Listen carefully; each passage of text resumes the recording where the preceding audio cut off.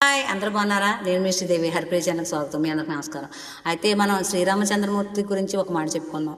ఒకానొకప్పుడు రావణ సంహారం జరిగినప్పుడు విభీషణుడు రావణాసురుడి వంక చూడను, ఆయనకి దహన సంస్కారాలు చేయను అని చెప్పి అన్నాడు. ఆయన మీద కోపం అంతగా పెంచుకున్నాడు ఎవరైతే విభీషణుడు ఉన్నాడో.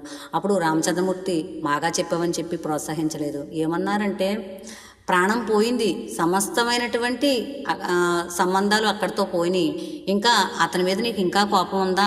ఏమున్నాడది, అతని దగ్గర నిర్జీవంగా ఆయన పడున్నారు, నువ్వు కనుక సంస్కారాలు చేయనంటే నేను చేస్తాను అని చెప్పి రామచంద్రమూర్తి చెప్పారు. అప్పుడు శ్రీరామచంద్రమూర్తి చెప్పిన మాటకి విభీషణుడు రామ మాటను శిరసావహించి ఆ యొక్క అన్నగారికి దహన సంస్కారాలు చేశాడు. మన కోపం ఎంతగా ఉంటుందంటే, ఒకరు చెడ్డ గుణంలో ఉన్నారని వాళ్ళు చనిపోయినా క్షమించం. విభీషణుడు అలాగే చేశాడు. మనం విభీషణులాగా చేయొద్దు. మనం శ్రీరామచంద్రమూర్తి వలె చేద్దాం. మనం శ్రీరామచంద్రమూర్తి నడిచినట్టు నడుద్దాం.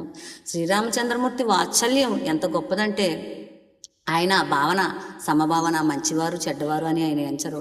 కాకపోతే మనం చేసే కార్యాన్ని బట్టి ఆయన మనకి కటాక్షాన్ని అనుగ్రహింపజేస్తారు. మనం అందరి మీద కూడా సమభావన కలిపి రామచంద్రమూర్తి అడుగుజాడలో నడుద్దాం. మనం మంచిని పెంచే విధంగా నడుద్దాం. మంచిని, ధర్మాన్ని పోషించే విధంగా, పరిరక్షించే విధంగా మనం నడుద్దాం. కోపం మనం ఎవరి మీద పెంచుకోవద్దు. అందరి మీద ప్రేమ, అనురాగము, వాత్సల్యము, కరుణ, కటాక్ష వీక్షణాలు కలిగి మనం వర్తించడం ఏదైతే ఉందో అది శ్రీరామ గుణం. మనమే రావణం అవుతాం. మనం రాముడుగా వర్తించాలా, రావణుడిగా వర్తించాలా అన్నది మన యొక్క ఆత్మ మీద ఆధారపడి ఉంటుంది, మన నడవడి మీద ఆధారపడి ఉంటుంది. మనం శ్రీరామచంద్రమూర్తిగా వర్తిద్దాం, నడుద్దాం. శ్రీరామచంద్రమూర్తిగా నడుద్దాం. ఆయన అడుగుజాడలో నడుద్దాం. ఆయన కృపా కటాక్ష వీక్షణాలకు పాత్రలు అవుదాం.